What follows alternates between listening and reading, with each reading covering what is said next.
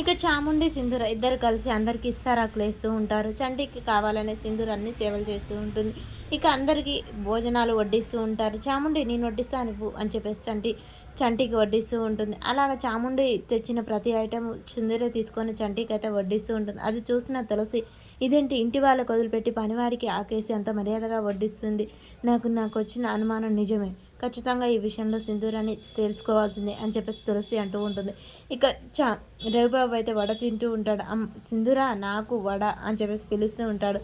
అలా సింధూర రవిబాబు దగ్గరికి వెళ్ళి వడలు వేసేస్తూ ఉంటుంది. మళ్ళీ చంటి వైపే చూస్తూ చంటి దగ్గరికే వస్తుంది.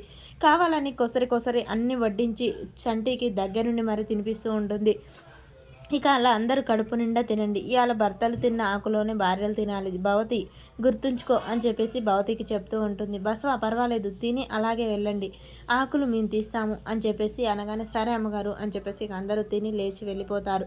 ఇక చాముండి ఇంకా మీరు కూర్చోండి అని చెప్పేసి అనగానే వీళ్ళు నలుగురు కూర్చుంటారు. అమ్మ నువ్వు కూడా కూర్చో అని సింధూర అంటుంది.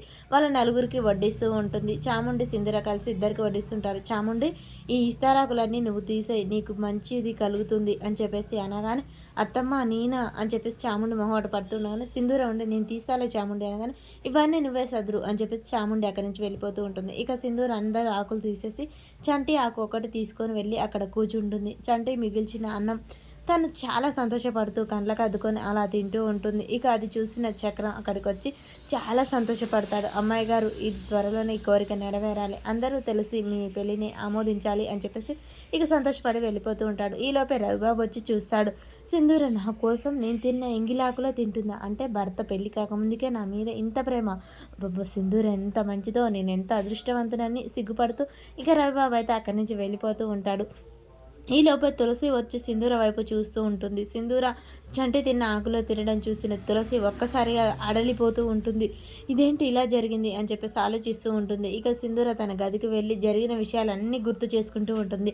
చంటి తనని ఆశీర్వదించడం, తన ఆకులో భోజనం చేయడం, ఇవన్నీ ఈ శ్రావణ మాసంలో నేను కూడా నా భర్త కోసం పూజ చేశాను, ఏ ఆటంకం లేకుండా చేశాను, ఈ సంతోషం ఎప్పటికీ మర్చిపోలేను అని చెప్పేసి సింధూర ఆలోచిస్తూ ఉంటుంది. మరి తులసి వచ్చి నిలదీస్తుందా?